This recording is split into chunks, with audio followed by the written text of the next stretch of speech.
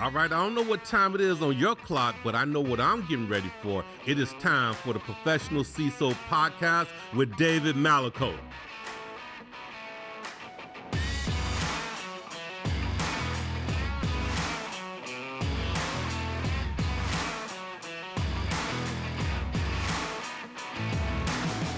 Welcome to the Professional CISO Podcast. I'm your host, David Malicoat. This show is an exploration of the topics necessary to transform the role of CISO into that of a professional. All right, today we have a special guest. This person is not a cybersecurity practitioner, not even cybersecurity at all, which is not a bad thing. So why in the world would we bring a marketer on to a show that's about cybersecurity and CISOs? Well, we're going to get there. So I do want to talk and tease a little bit. So he is an entrepreneur. He's a mover and a shaker in the Dallas marketing community. And on notable side of things, he has run marketing agencies as well as hedge funds. That's interesting. And he's an Army veteran who also has a green thumb. But before we get there, before we talk to our guest today, we want to give you a couple shout outs. So first off, I want to talk about ContraForce. These are guys that are our foundation sponsors. Saw what we're doing here a little bit early, which is great, and we appreciate that. I want to give a shout out there to Stan Golubchik, to Ricky Melendez, over there at the ContraForce guys. We're doing a great job. They're doing hyper automation for cybersecurity operations. And so what they're doing there is reducing your time from detection into resolution. And they're helping get that velocity through so much better. So great shout out there to ContraForce. I want to talk about Interpret Security. I want to talk about Nick Lanta, CEO, Michael Jinks, CTO, and Ian Roth, head of product. These guys are in the CTEM space, continuous threat exposure management. What they're doing over there is they're stitching together that intelligence layer for that entire bracket of CTEM.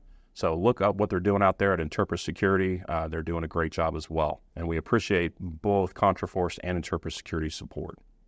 So let's talk about being a professional CISO. A little bit different today in this episode. So today's episode, we have our guest is Mike Pratt. Mike is currently the CEO and co-founder at PanAmplify, which is a full client reporting solution for marketing agencies. Again, we'll get to why that's important in a second. Why is that important? Because he is the founder and host of Digital Fight Club. So welcome, Mike Pratt. Thank you very much, David. Great to be here. Awesome. All right. So Mike, we'll get to the whole point of this in a minute, right? But what I'd love to do, human story, right? We're here. We want to connect as human beings, people driving in their car, listening on the radio, whatever it is. But I want you to give me that 1 to 2 minute. Who is Mike Pratt? Where did you start as a youngster, right? Talk me through the hedge fund days. Talk me through the Army days up until today. Kind of give me that quick 1 to 2 minute. Who is Mike Pratt and where'd you come from? Well, those questions always mystify me because, who am I? I mean, we're going to get real philosophical, aren't we? And I don't want to wait till later. It gets better. Later. I don't want to just run through a LinkedIn profile. I turn 59 next week, so there's a data point for you. I have never purposely charted my own path of this is what I want to be when I grow up. For better or worse. I know some people do. They wake up and they're like, I want to be a heart surgeon, and 30, 40 years later, they're a heart surgeon. I didn't. So as a result, it looks like I've had 9 lives and careers, from Army officer, and then after the Gulf War, a trader on Wall Street, and then a hedge fund guy, and then a marketing agency, and then a software company, and along comes this event that you referenced, Digital Fight Club. So, I mean, the only thing consistent in that is that you mentioned gardening. Yes. And I've been gardening my whole life, so that's the only thing that hasn't changed. So that's my release. Quick question: Mm-hmm. What's your go-to planting? What do you like? What's the thing you like to plant and harvest? I'll let the fact that I have 26 tomato varieties in the ground right now be a guide towards what I really like. I think you may have I like tomatoes. That's tomatoes. Excellent. Do you make sauce with those tomatoes? I make sauce. I make everything else in between. Same with that many varieties, you probably make everything. And I start them all myself. They're all grown from seeds that I source from around the world, believe it or not. Okay, so this not being a gardening episode. No. Moving on. So the first rule of Digital Fight Club is that you talk about Digital Fight Club. That's right. And so what I want to start with is, Mike, what is Digital Fight Club? give us the general overview, the format, right? So, like, if somebody's hearing this for the first time, talk them through, if they were to come experience an event like this, what would the basic structure look like? Well, aside from the cheeky tagline of talking about Digital Fight Club, though, the ethos of that event, which we started in 2015, is that I personally thought panels and conferences were boring. And as a software company, we were sponsoring, right? We all know the sponsor deal. So it was an antidote to that. And the event sprung out. Everything relates to that fact. And I wanted to get more out of conferences. But so as a result of that, we have an event that is a work event, but it's held at night. And everything about the event has a look and feel of more than a work event, but it's a social event.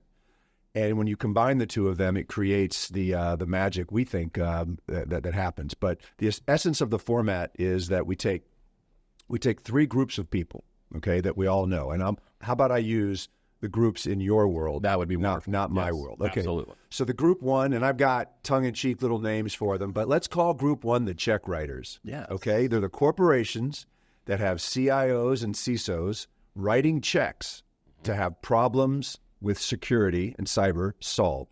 Right. They're generally solved by group two, which are essentially service providers. And you guys have a chicken soup name, alphabet soup name, list of acronyms for them. Like VARs, MSSPs, consultancies. It goes on and on. But they are essentially service companies. And then the third group is the technology platforms that build all the software that helps solve those problems. Right.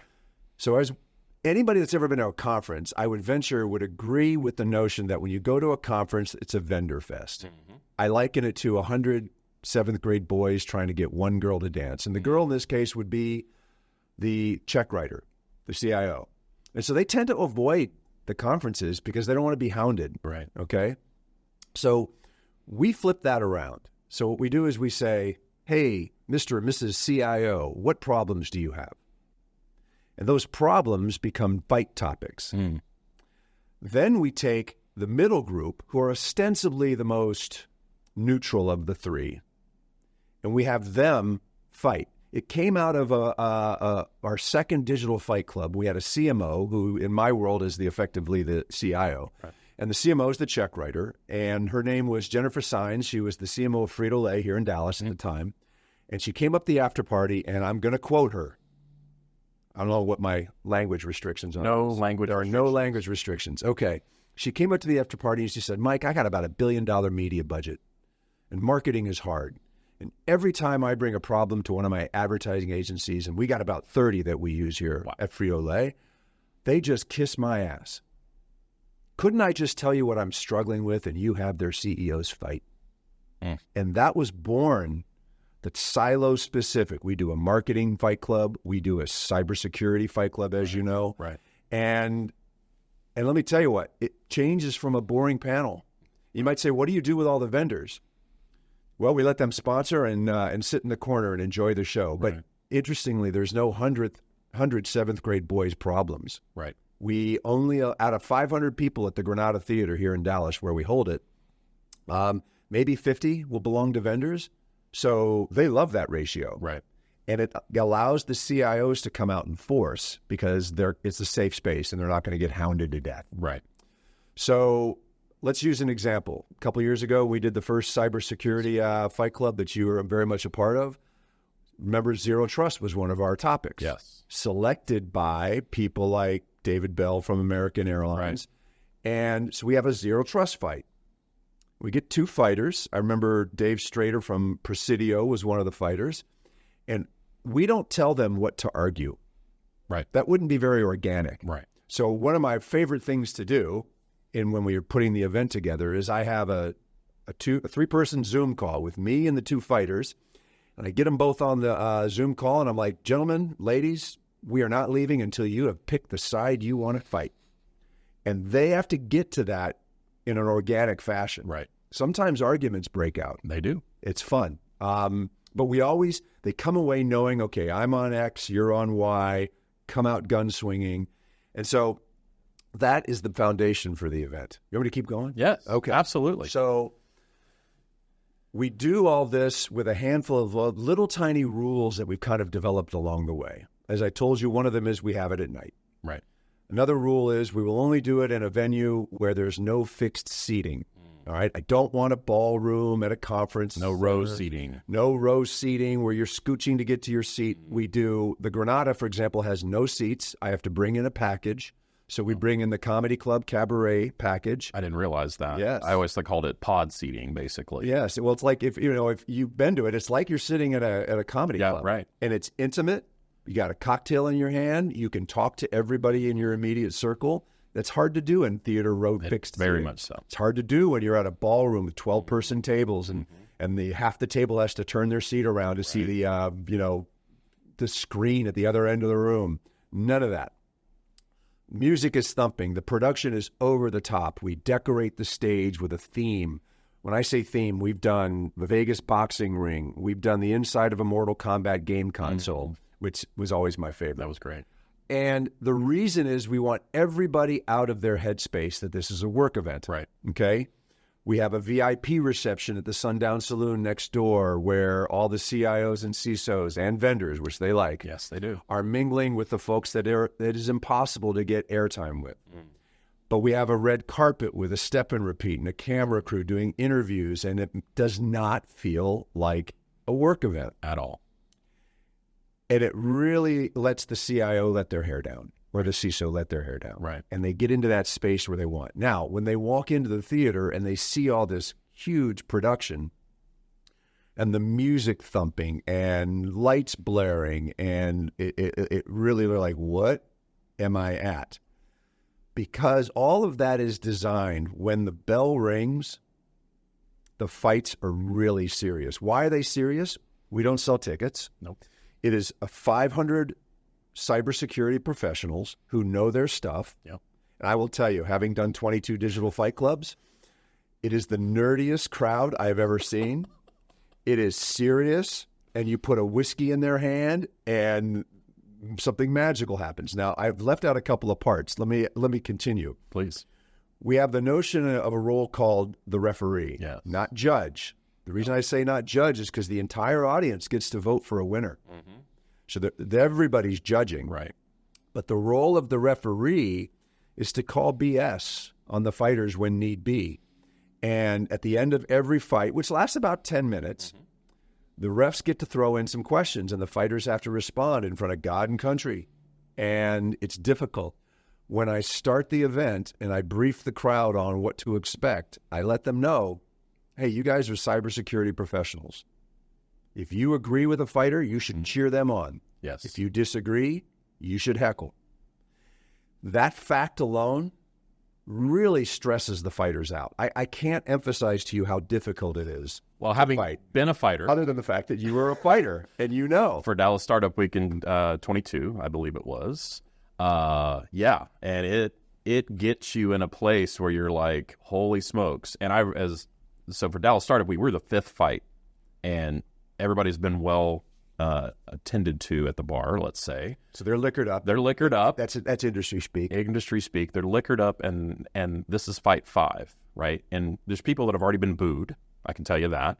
And I'm like, I had no idea because I had been put in as a sub 2 weeks prior, and the anxiety to say, oh my gosh, what's going to happen if I need to stay on point, but I can't just stick to the subject.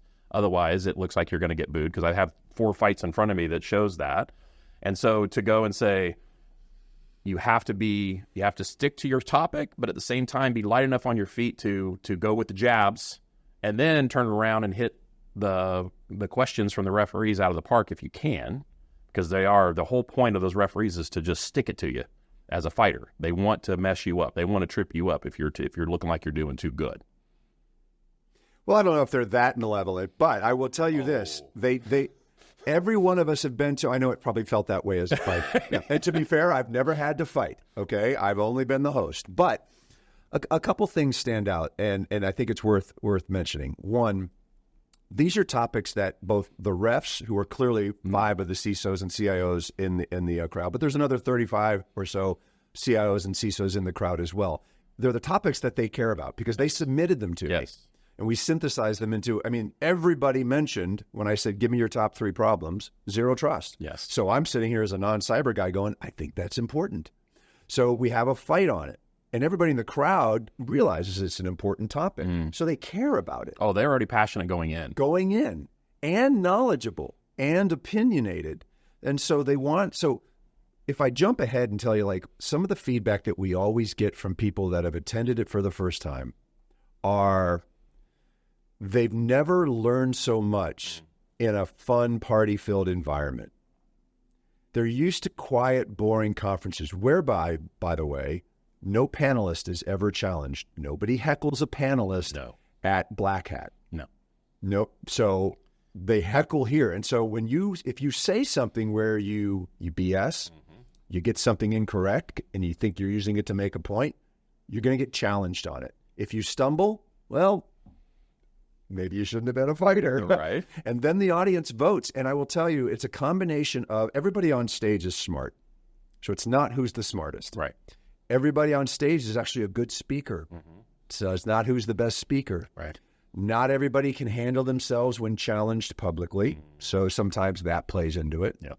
Not everybody can articulate their argument well. Now, the only prepared part of a fight is the first 45 seconds. Right. And then, as you know, it's rebuttal. And, of course, the questions are wild cards. You have no idea what's coming. No idea. I will tell you this. I have every referee prepare a question for a particular fight so that I can call on Jill or Bob. You have the first question for zero trust. That way, they're ready. Right.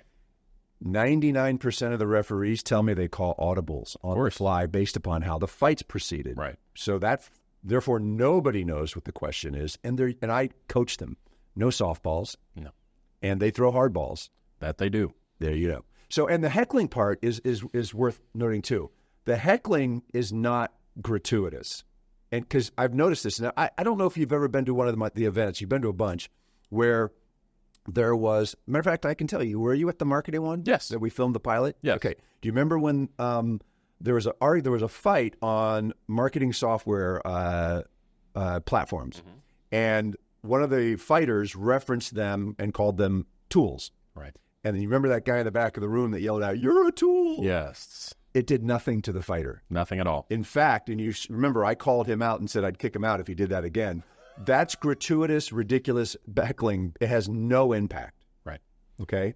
But also discouraged, right? Because we're not talking about It's silly. We're not talking about tearing people down. No, right? no. It's silly. It's keeping people honest. Right. Now that's stressful. Oh, for sure. I can't say we're not trying to stress fighters out. But when you just call someone a name on stage, it's actually useless. And I think we keep it in good taste. I think that's 100%. Yeah, 100%. And you do a great job of that, by the way, because you are. The I'll MC. make fun of a heckler. You are the ringmaster for sure. And yes, but you also take on a persona, right? So from the movie, You talking about my mild snark? yes. So more of a Tyler Durden type snark and edge to you. I am guilty of that. And that's a good thing. I think that's one of the part of the brand of Digital Fight Club. Well, it's fun at least. Well, I mean, as long as it gives you great personal satisfaction, I think that's where we need to be. I did not. I did a lot of things when we created this event that were deliberate, with an objective in mind. If I do this, I think this might happen. That wasn't one of them. That just kind of came out on stage, good side of and it seemed to work, and it was entertaining. And so I'm like, I asked the producer, can I keep doing the Tyler Durden stuff? And they're like, yeah, people seem to like it, and keeps the event serious, yet not serious. Exactly. So I want to move a little bit. Okay. Now we have kind of that foundation. Everybody understands what we're talking about. If they've been there, now they're kind of reliving those times that they've gone to those. Great, because I do that all the time whenever we talk about it, because it's and each one's a unique, different experience as well, which I think is interesting because you're not getting the same old stuff. It's you have the framework, but then it operates within that framework, and you get a different value out every time. Talk to me about the history. How did Digital Fight Club come about? Like, talk to me the actual time. Name names. I want to hear kind of we started doing this through to here's the people involved. Okay. The whole nine. It's I like the story. So 2015, one of my investors for Pan Amplify, was an MD at the time. He's since retired for Accenture. His name is Andrew Hopkins. And Andrew and I were having beers at Common Table, shut down in Uptown. Oh. And I had a great set of beer taps. And we're having drinks, and we were both kind of bitching and whining about a couple of things, okay? I was bitching and whining about conferences, which I alluded to. And Andrew was bitching about, obviously Accenture services the Fortune 100 and then some. And, one of their missions is to, with all the work they do for their clients, is to get them into thought leadership opportunities and blah, blah, blah, and all that sort of stuff like that. And they were just tired of the same old right. along those lines. Right. And somehow, and I'd be happy to give credit to Andrew or me, but none of us remembers who said what. But someone said something like, and Accenture has a trends book that they publish. It's a beautiful coffee table book that they publish on trends for the year. It's a relatively benign book, and nobody was reading it. And so that was another lament of Andrew's, that we published this book and it doesn't get really widely read, blah, blah, blah. So we're like, well, why don't we get some topics out of your trends book? I'll go get some founders in and around DFW that are subject matter experts on those topics.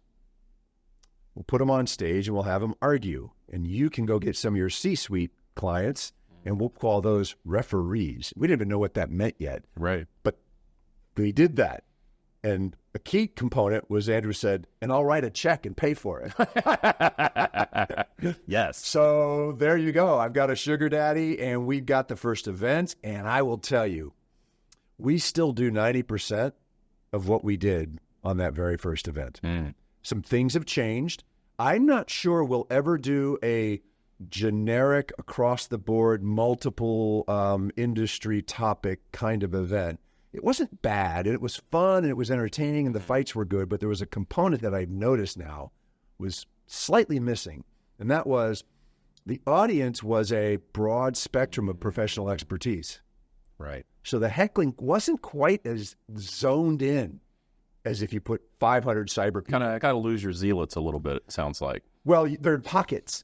They're in pockets because... And maybe not as brave to pop up as loud. Of course. Like, I'm not a supply chain expert. Right. And we had a supply chain fight. Yes. So I'm enjoying the topic, but I can't heckle. Right. I don't know if they're right. Yeah. Agreed. So that's a factor. And but when you put a room full of marketers, a room full of cybersecurity, a room full of technologists, we may have an industrial one. Can you imagine an oil and gas fight club? Oh. Pipeline. Yeah. Like, I mean, I don't know how nerdy narrow we're going to get, but it lends itself. All right. And it allows it for something else as well. Everybody's hair gets let down, so to speak.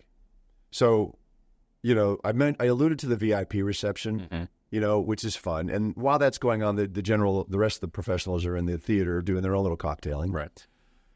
And as you've experienced, it's never more than an hour. And it never will be more than an hour. And I dismiss, and everybody's buzzing. They're like, wait, what? It's it? Yeah, over? it's over. And so all they want to do is talk to the fighters and talk to the reps and talk to the CISOs. And I'd argue it's hard. I think you'd be hard-pressed to find better business conversation networking than in that moment. When I was done as a fighter, I had never been in a position where I had people following me wanting to talk to me, right? I mean, just... Get your autograph, that kind of thing. I don't know about the autograph side of things, maybe not that, but just like wanting to talk about what just happened. I mean, and that's what you get from that. And I had never... And it was like, okay, we got to take turns, folks. I was almost giving out numbers, I joke, but it was... which is crazy because... And I saw it happening everywhere with all the fighters. Yeah. Even if you didn't win your fight, you still had people wanting to talk about what happened there. Because like you said, you cut it off and the energy is still there, right, for the folks in the crowd. So it just doesn't stop. No, it doesn't stop. I want to emphasize something that I don't know if it's going to be obvious to anybody. It wasn't obvious to me, but it is now in hindsight. So if you remember what I said about what Jennifer Saenz said when she said she was tired of getting kissed up to in pitches. Okay, you mentioned I used to run an ad agency. I've done my fair share of pitches. I bet you've been in a room pitching people for business too. Yes. I'm not going to lie. I'd be fooling myself if I told you that I've never stretched it a little bit in a pitch to get a piece of business, right? Where the person says, hey, can you guys do X, Y, and Z? And I'm like, hell yeah, we can do X, Y, Z. And I'm texting my CTO. Can we figure that out? Can we know how to do X, Y, and Z? Anyway, and they're used to that, but they kind of hate it. Yes. Well, guess what you can't do on stage fighting a topic? I have been told by the group one, the check writers, the C-suite people, that the best pitches they've ever witnessed, which weren't pitches, were fights. Yes. And that's why, and I don't think you were at the event, whatever, the very first marketing event that we ever did, a CMO awarded an agency CEO a piece of business at the end of their fight. On the spot. On the stage. Wow. On the stage. And I know for a fact, even though I wish I had taken notes every time I was told it occurred, I want to talk to you, is a common refrain. Yes. I like your approach to zero trust. I felt like it was straightforward and honest, and I never get that in a pitch.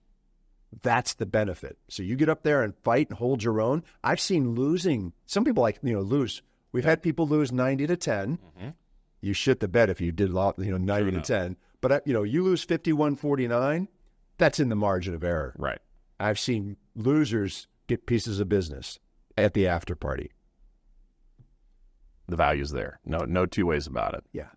All right. So switch a little bit. Digital Fight Club Cyber.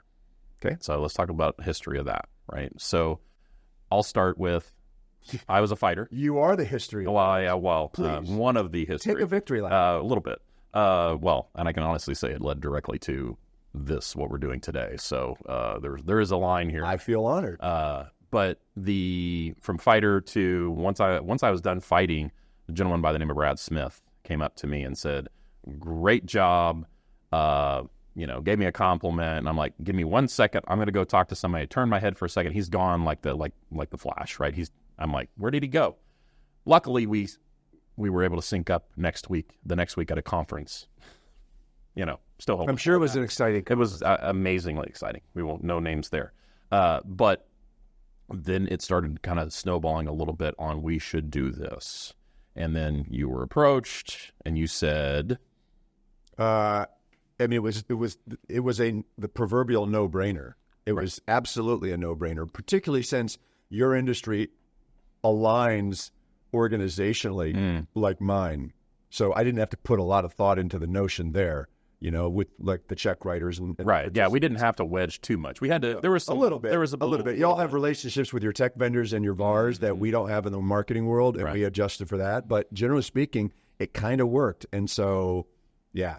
And so then we moved into did the first one. I think we were kind of targeting the end of 22, but really wound up doing early 23 due to budgets, I think is what it was for folks. We were kind of hitting the end of a cycle for budget. So hit it in April, went really, really well. And immediately from there, it caught fire. And I would love to hear your perspective on that, where, we didn't really have too hard of a time moving on to the next one in November. No, I will tell you. So, because Jennifer is in the marketing from, when she gave me the idea, and so the first silo one, I don't know what the right word for it is. Silos, sector, whatever. Marketing's not a sector. Vertical might be the right one. I did my own, particularly since I knew everybody in it, and so I could piece that together easily. I don't know anybody in cyber, or didn't at the time. Right. I know more than I thought I ever would now, but I know the players, and I can rattle off Tanium and Palo Alto and all the players, et cetera. That shout out to all them. I guess better than I ever could, and so the response I got on the marketing one was great, but I felt like I was inside of it. But I was outside of it watching the response for your sector. And so it felt louder, so to speak. It felt greater. And I don't know if that's because marketing events are already kind of fun.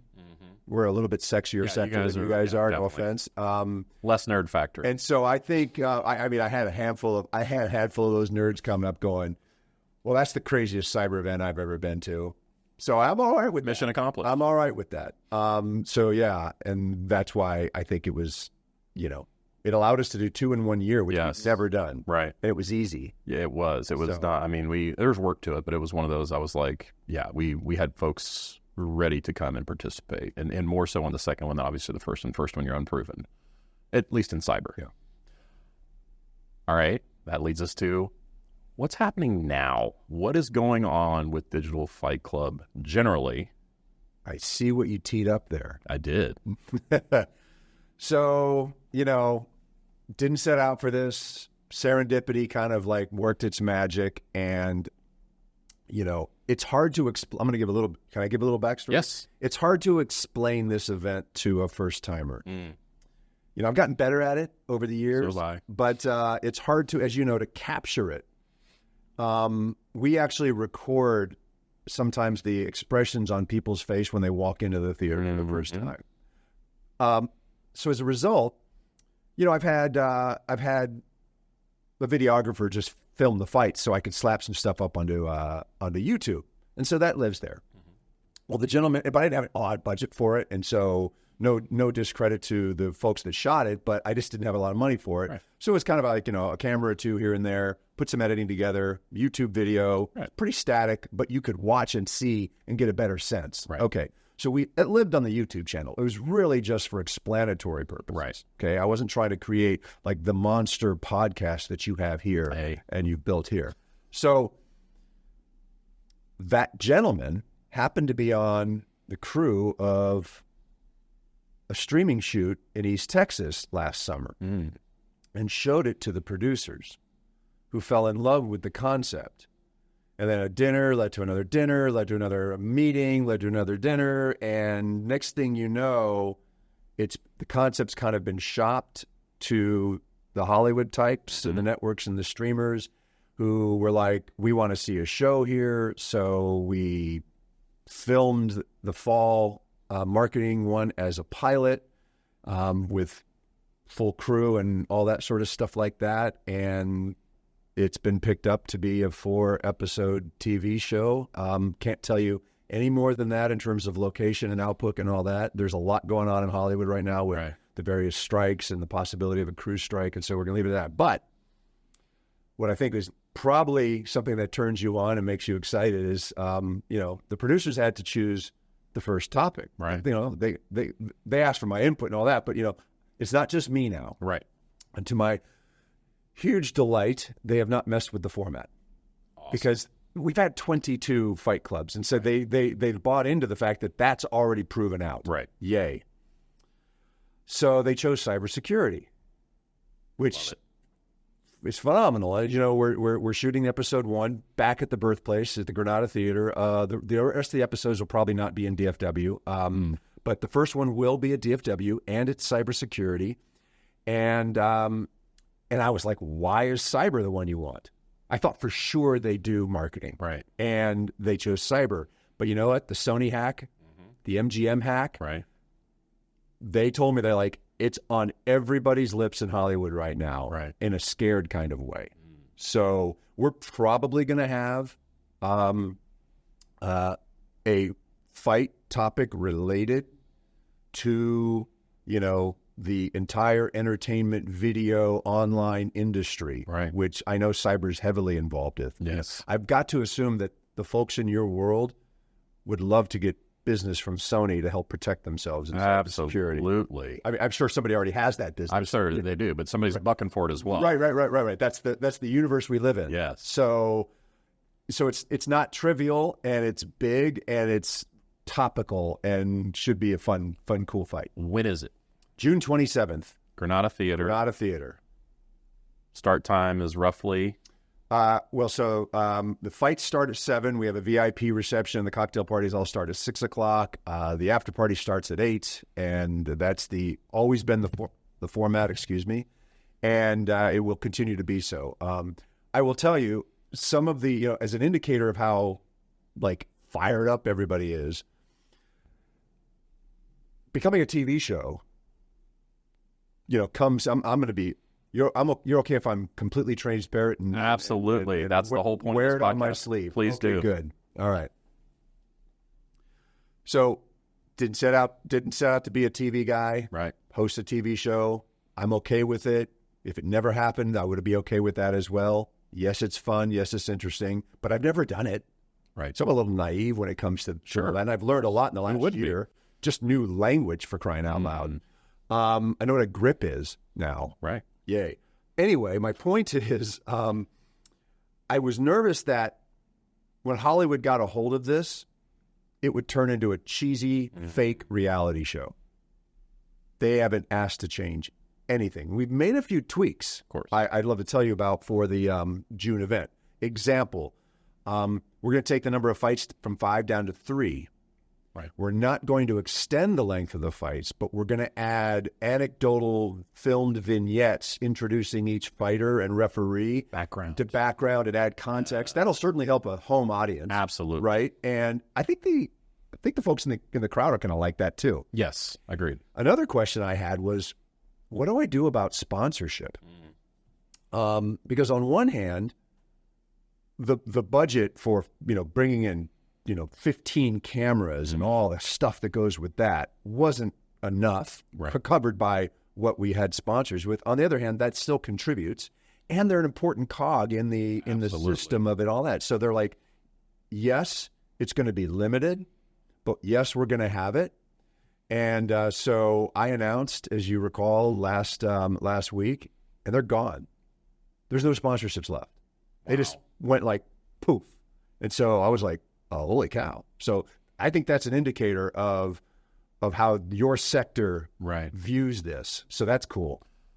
What about the fighters? So what level are we looking at here for the fighters? And nothing against the previous ones, and myself included. Well, the previous ones kind of stuck to it, generally speaking, but Jennifer Backus Frito-Lay, she also said something which I've really never forgotten, and I kind of try to hold true to. And she said, if they're not in the room pitching me, I don't want them on stage fighting. Because in my world, for example, I've had some agency CEOs say, I'm not going to name names, say, oh, I'd really like to have my director of paid media be the fighter. They're the expert. And the CMO's like, get your butt in on stage and fight. You don't send your underling to do your fighting.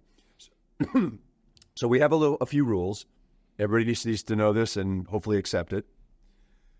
No salespeople. Right. No marketing people. They have to be senior. And so, if it's a 20,000 person shop, it's going to be senior people. Right. Division level, that kind of stuff. And that's who we've had. Right. If it's a medium-sized shop, it tends to be the CEO. Right. And that's just the way it is. Okay. We're going to transition. Again? I have a wrap-up segment here. By the way, so pleased to be associated with Digital Fight Club. It's been gratifying to see the growth and the way that we've been able to work together, especially on the cyber side. We would not have pulled it together without you. No, we really wouldn't have. And let's not leave out Logan, because Logan is a key piece of this. Logan Spates. Absolutely. And so, but as a team, it just amazing that we were able to go out there in such a short period of time. So, and obviously you as the core, but we appreciate that. So truly gratified to be associated with it. For the wrap-up, what I do is a thing called 10 questions. And the good news is I did not warn you about this. No, you didn't. And so what this is think of it like a Rorschach test, but with words, okay? And so short answer, poignant. Are you going to analyze my ink blots afterwards? A little bit. For little bit. psychological Yes, defense? absolutely. Okay, cool. Which, I fully expect it to be off the charts. What's your favorite word? Gentrification. What's your least favorite word? Gentrification. What area of your work do you find most interesting?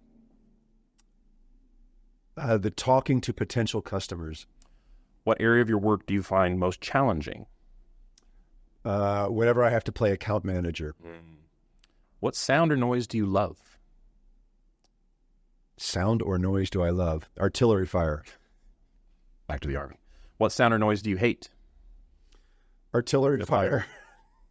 Just depends on which end you're on. Oh, yes. Yeah. What is your favorite curse word? Fuck if I know. What profession other than your own would you like to attempt, other than the two that you have right now? Horticulturalist. What profession would you not like to do? Sanitation engineer. If heaven exists, what would you like to hear your God say when you arrive at the pearly gates? Well done, good and faithful servant. All right, so in this episode, we covered all about Digital Fight Club. I want to thank our guest, Mike Pratt. Truly appreciate having him on. Ultimately, this is a little bit different than what we do, but I think this is going to be key in what we're moving into in cybersecurity. And this is going to be, I would say big. It's the only way I can put it. So wanted to have Mike on, get the backstory out there. That way we have a place to go and say, look, we can explain it maybe a little bit deeper if you wanted the 40-minute version of it. So truly appreciate him coming out and being a part of this. And colleagues and friends, I renew the call. It's time to professionalize the role of the CISO. Until next time, I wish you health, happiness, and success on your journey on becoming the professional CISO. Let's do this. We're professionalizing the CISO role, so please subscribe to the Professional CISO Podcast.